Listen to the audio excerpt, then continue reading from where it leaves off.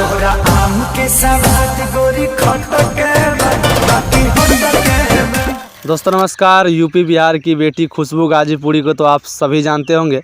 दोस्तों बता दें, खुशबू गाजीपुरी आए दिन ट्रेंडिंग में रहती है और अभी फ़िलहाल ये खेसारी लाल यादव के कारण ट्रेंडिंग में है। दोस्तों बता दें, खेसारी लाल यादव का परसों ही एक सॉन्ग आया था जिस सॉन्ग का नाम था आम के स्वाद। यह दोस्तों वेब म्यूजिक से आया था और ये पूरा इंडिया में 1 नंबर पर ट्रेंडिंग कर रहा है। आप लोग जाकर देख सकते हैं मेन सेक्शन पे, मेन पेज पे।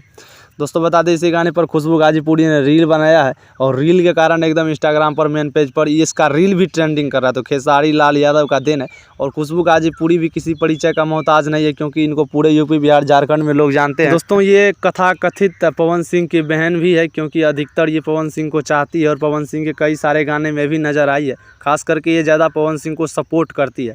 इसको लेकर खेसारी फैंस कुछ नाराज़ भी हैं कि खुशबू गाजीपुरी ने आपके गाने पर रील बनाया। तो भाई साहब, गाना का प्रमोशन हो रहा है, नाराज़ होने की कोई बात नहीं है।